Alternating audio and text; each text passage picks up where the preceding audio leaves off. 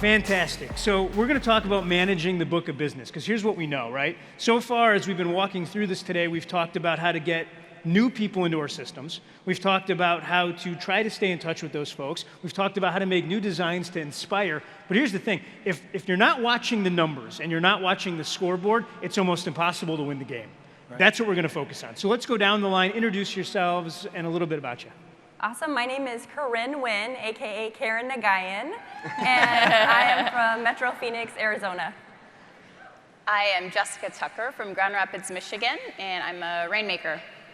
Joe Delia from Metro Detroit. Thank you. And run the Delia Group in Rochester, Michigan, and also OP of Keller Williams, Somerset, and Paint Creek. So. Chad Smith. I'm with Arlington, Texas, Dallas-Fort Worth Metroplex. That was your wife? Congratulations. Yeah. Lance Loken with the Loken Group. I get to serve them on a daily basis in Houston, Texas. Fantastic. Cool.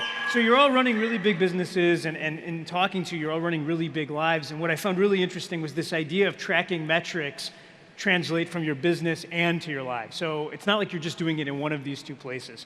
Right. I want to talk about the lead measures and the lag measures. First of all, the way that I think about that is if we want an outcome, we have to track the beginning of it, meaning what matters most, and are we going to get serious? You're passionate about this.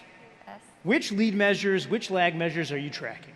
Can I say something really quick before we start jumping into that? Yeah. Because I remember sitting in an audience just like this and going to masterminds and getting overwhelmed with all the things that you'll hear us say that you have to track. And so I just want to make sure that you realize you don't have to track every single thing that we're telling you. Right. Just start making a list.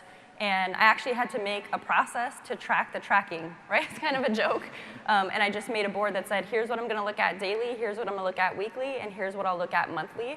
And I just started adding more things to that list. So maybe just pick 3 to 5 things that you're going to focus on, and then as you get comfortable with those, then you can start implementing other pieces into that. Fantastic. Where would you start if you were us? Yeah, so what I would start with is the lead measures that we focus on are dials, for those that are calling, the contacts that they're making, talk time, and then it gets a little bit challenging. There's probably a discrepancy, and we'll probably all have a different definition of when does it become a lag measure, as far as appointments set, appointments attended, and then actually attended, and then do they actually sign an agreement, and do they close? Well, and as we were talking through it, one of the reasons that you're tracking this is so you know how you can coach and help your agents. Yeah. Because if you're not tracking what they're doing in different phases, it's impossible to be able to go in and give them education or coaching that they need. It becomes this one voice where you talk to everyone at a sales meeting and it doesn't really connect with anybody. That's absolutely correct. Yeah. So. What are you tracking? Yeah, six conversations, dials to nurture. And a nurture for us is anyone looking to buy or sell a house in 12 months or less. And then we're going to look at appointments gone on versus appointments taken. And then, new escrows and closings, which also ties into, GCI and revenue and profit. Cool. Joe, what are you tracking? So we track everything. I think what it boils down to is which roles do you have which conversations with. So if it's with your agents, it's going to be around conversion. If it's with our marketing team, it's around leads generated. And boil it all the way back to leads, and then work your way down, much like the 4 conversations in the office, work your way down the waterfall of metrics. So contracts written per agent's a big deal to me, because that's their money, and I know that agents stay on a team based on how much money they're making. And so contracts written per agent on an agent-to-agent basis, that's the one I constantly log into on a day-to-day basis. Interesting. You said it well. The purpose of tracking the lead gen is so that I can identify the gaps for those team agents that are on the team. My job is to help empower them, help them get what they want. So we integrated the dialer into our CRM. So that would be a step there, so that we can track dial time, we can track talk time. If they can't keep them on the phone, then it's a scripts and dialogues thing. Some people, however, can talk forever and never set an appointment. So then it's appointments set, and then we look to see how many appointments are held, and then appointments taken. And if we have all that data, all that information, then we can identify where their gaps are and coach our agents to those gaps to empower them to hit their goals. That was one of the things that I learned in MAPS early on, was that the answer to almost everything is either effort or scripts. Now, knowing when to put forth the effort and then knowing which scripts to use, that's the art form. Right. And you can't figure it out unless you know where the gaps are, and you can't isolate those unless you're tracking the data. Right. Lance, how are you thinking about it? Well, we're tracking everything, and you look at the overall picture, and you're starting to look at leads. So you're looking at the appointments set, and then you're looking at the appointments kept, and then the agreement signed, and that's the lead measures. And then you get into actives and pendings and closings. Those are your lags. We've even taken it to the next level now with our MAPS coach, John Vanderganst, and he's doing an amazing job with our buyer agents and listing agents. They're now tracking for showing appointments. How many showing appointments are they going on? How many homes are they seeing? Then how many written contracts, executed contracts, and you guys have been implementing this into Command as well. So. Well, and Josh, that was one of your things. You've seen other industries. One of the challenges that we have is it's so hard to compare your data, your measures, to other real estate agents. Right. Lance was telling me that the night before reports comes out, he keeps hitting refresh on his KW just to see where he stands in the company. Yeah. Yeah, and that's one of the reasons we built into Command like right now, which is actually one of the features that people like a lot, is they go into their database, and we actually not only will give you insights about your database, with a couple button clicks, we actually tell you like how's your database compared to people in your market center, people in your production level, people in one production level above you, and in your state. And so you can actually get some insights around like, is this a good or bad number? And the way I think of that is, there's a lot of people that will look at a number, but I kind of think of it as like a speed limit.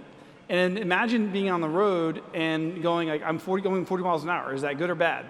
Well, if you don't have signs and you don't have other cars and you have nothing to compare it to, you have no context. If you're on a highway, that's really bad. If you're in a school zone, that's really bad. But if you're on a city street, that's probably pretty good. And so it's that context that tells us, is this a good number or a bad number? And so we spend a lot of engineering time, a lot of product time inside of Command to give you that context. And so whether you're looking at your sales pipeline, your database, your interactions, you can always have that context that said, okay, here's what I'm doing. Is this a good or bad thing, and how should I improve it? Well, and that's one of the benefits of doing it within our ecosystem. It makes all of our agents. That's actually a litmus test around knowing that you're actually in a platform. Yeah. If you can't do that, if you're not getting those insights back, then you're probably not in a platform. You're probably still the platform that's just roughly connecting things through Excel spreadsheets. So Gary says whatever you track improves, right? He's been saying that forever. But knowing the numbers and then making those numbers live and breathe within your teams and your org charts, that's a whole different conversation. What's the visual representation of this? Are you using whiteboards? Are you talking about it weekly? Are you using screens? Like, how do you make this live and breathe to make more money? Yeah, so we have dashboards and TVs up in our office, and they show the leaderboards of all of our agents, and they rotate between different screens. So one will show the appointments that they've actually set, another one shows the ones that they have attended, agreement signed, and number of escrows that they have at any given time. And then we also have one, it's a new favorite, the income that they've made year to date. You're tracking their income on a screen so everyone can see it? Yes, transparency. Whoa. Yes. We have a weekly tracker that has all of our activities and our standards and expectations for the week, and that's also on a TV projected. And then we cover that every Monday in our team meeting, what everybody accomplished for the week. And then we have just a really, really big whiteboard for our pretty much where we're at month to date with closings, active, upcoming active, and our pending board as well. So we use those two things in unison. Okay, so I've gotten to know you, and you're one of the most competitive people that I know. And I know there's so many of you guys are out there that want to win and drive, and then you end up with agents on your team, and their definition of winning might be a little bit different. Mm-hmm. How do you handle it when their competitive doesn't necessarily live up to yours? How do you bring them up?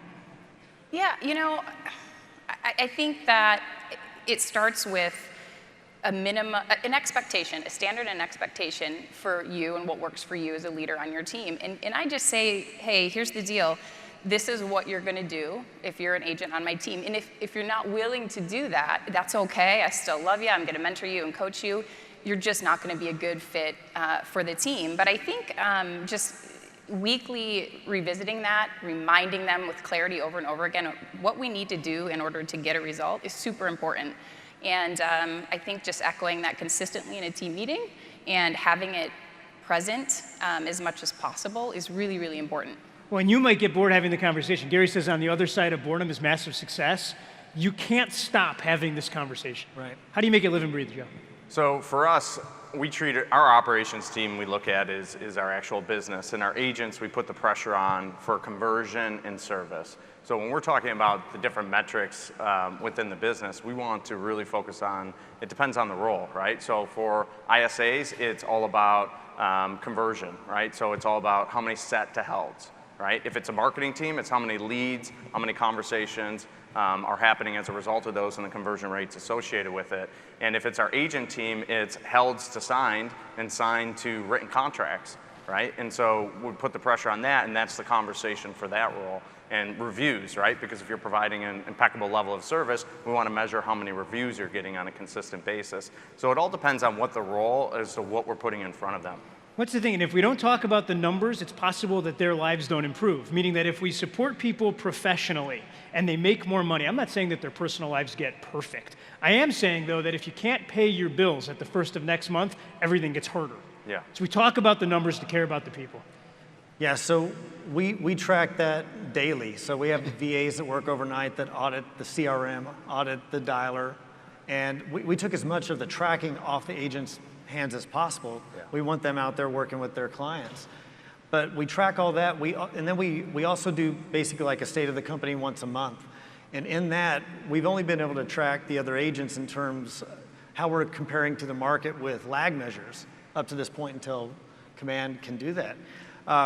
But what we want to do is we want to look at our market serve. We want to look at the market as a whole, and we want to look at our multi-year trends report and see how are we comparing. Are we just doing better because the market's doing better, or are we actually outperforming the market? And so we put that out in front of them on TV monitors.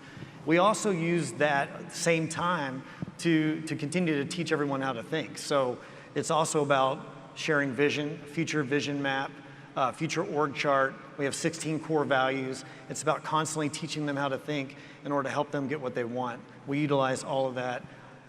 More of the tracking on a daily basis, and then that monthly opportunity to continue to teach everybody and cast the vision. It was funny. I started, when we did the pre-interview and I'm asking you about your numbers, you said, you know what, before I'll go into that, I got to talk to you about my 16 core values. Yeah. And 45 minutes later, I knew exactly who you were and what your team was. Yeah. But I got to tell you, if you're going to track something and you're not tracking your culture and your values, then it's happening and you're completely out of control of it. Right. It's going to happen either way. Right. Lance, how do you make it live and breathe? So we're tracking our numbers on a daily basis. Unfortunately, we have to do the same thing. We have our VAs working at night and giving us the information. And a lot of times I'm having to wait when I get into the office in the morning because the VAs are still inputting information for us to look at. Because you get there at 3 a.m. You're Yeah. a different again. So, but you get in there and then you wait on the data, and once you get the data, then it's displayed up on a whiteboard for everybody to see. What we have found through our MAPS coach is that because the information is already there, you can look at it and it doesn't feel real. We're now having our agents start writing down their own numbers and track their own numbers. And the reason for that is they're beginning to own their numbers and take responsibility. Well, that's the thing, because you can't save anyone, right? Everyone's going to have to take some personal responsibility. Josh, I keep hearing the same thing, right? We have a VA that does this. We have a VA that does that. That's right. Cast a vision for me one day where that's less important. I mean, like today. So, I mean, again, so inside Command, what's interesting as you're dragging and dropping those opportunities, we have an all opportunities tab that will, like, in real time, track all of that. Conversion rates, pipeline styles, how much money is represented here, probable versus potential income, using those conversion rates. All of that insights, everything that you're tracking, right now is in Command. I think what we're working is right now we support the small, up to 7. Probably October 1st is the goal to get to the mega businesses and expansion, have all the other team functionality. What was that date? October 1st. And so and then we'll have the larger teams can be on here. But right now, inside Command, if you're using it for your deal management, everything we're hearing here, you can actually do immediately without having any VAs, because Kelly's your VA that's doing it in real time, giving you real-time information. And that's actually one of the reasons that teams have jumped into opportunities so fast, is because it's the first time they actually run their sales meetings off of this. They actually will pull up their all opportunities sales for their dashboard, and they have a 360-degree view of their business, where everything is, how it's going, and even how long by agent people are getting stuck in the appointment phase or the under contract phase. And so then they do coaching specifically around an agent's needs to create a better business. Yeah, so one more thing that I want to touch on, because when we first started talking about tracking, one of the reasons that we got to know each other was I saw you tracking on a daily basis gratitude. And I had never seen that before, and it changed the way that I thought about the world. Can you real quickly talk about that? On tracking the gratitude? Well, you were doing it daily. Yeah, I was making a post in Facebook because I didn't like the negativity that I saw on Facebook, and frankly, I wanted to control my mindset better, so I started tracking for about 2.5 years every day in Facebook gratitude. And you made a post about being grateful for something. For something every single day. What had changed when you started doing that for you? It changed how I saw things. So instead of getting in my car and complaining it was hot, I was thankful to have a car that would make it no problem to where I was going to get where I was going. Yeah, I'll tell you what, if you're tracking a ton of stuff for your business and you want to change lives, and make no mistake about it, our highest and best use is not necessarily just filling out spreadsheets. We connect with people when we change lives. Start tracking one thing outside of your business that shows who you are and who we are, and I think that's when it all explodes. Well, I think one thing on that, Jason, is if you're constantly getting reviews and your core values are being mentioned in your reviews, then that is a way in which to measure your core values of your business. Like for us, relentless is one of them. And if you see within reviews consistently, the dealer group stating consistent communication, right? And that stuff shows up over and over and over again in the reviews. So you know your agents are then living it. Well, yeah, I mean, one of the things that we're tracking along this line is donations to KW Cares out of each of our transactions. Mo Anderson says that culture lives and breathes when you talk about it. And every time you talk about it, new life is breathed into it. Yep. And I'll tell you this, the more we talk about our culture, the more the consumer connects with our company. Once they do that, and they then connect with you as a person, you've built a moat around people that no third party is going to break. You know, I got to tell you, I've been looking at, this whole process over the last couple of years, and I was all in, our whole team was all in, we were all excited and everything, and I think I've really screwed up because I don't really like to talk to people. And I like to sit in my office and analyze data and review all these numbers. And you guys have really messed this up. Now I have to start forming relationships. I've got to start talking to people. Like, this is not good. When machines do everything's coming real for Lance. Yeah. Really quick, guys. Rapid fire. Besides conversion, besides the simple ones, conversion, speed to lead, those things, what's the #1 metric that we could start adding into our business and watching that it's not the top 3 or 4 that everyone does? Well, we look at appointment kept to agreement signed. That's huge for us. Appointment kept to agreement signed. I would say return on investment for each one of your lead generation levers. Okay. I think it's reviews. I mean, how many deals are you closing and how many reviews are you getting? I'm tracking right now pre-approvals and specifically doing a live transfer. We do a lot of PPC internet leads, and I'm finding a huge opportunity to connect the agent to our lender partner on the phone right then and there, because we were really struggling with our nurture to appointment. Brian Gubernick said earlier, get in front of people. We weren't doing that, so that's what I'm focusing on getting traction on right now. Yeah.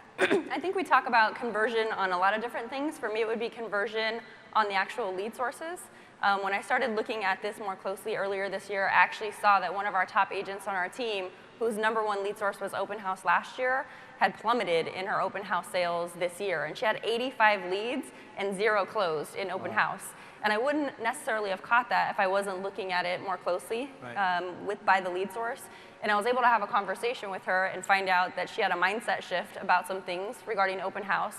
And to me, it really crushed my heart that she had already expended that time. She had invested that time in those open houses. And when we did the numbers, she could have made an extra $50,000 for really not additional effort. And so being able to have that type of a conversation, that could be the difference that we have with our agents, whether they leave the business, whether they feel like they're failing or not. So that was another one I had to add to my, what we need to look at more often. Yeah, and if I was going to track something that's not the normal usual suspects, Gary tells us that the path of any business mirrors the personal growth of that business owner. You better be tracking what you're reading. How many times a month are you doing something to grow as a person? You end up attracting who you are, and if you're not growing that, your competition is, you're going to watch your best people either leave or be attracted someplace else. All right. Thank you guys so much. Appreciate you. Thank you.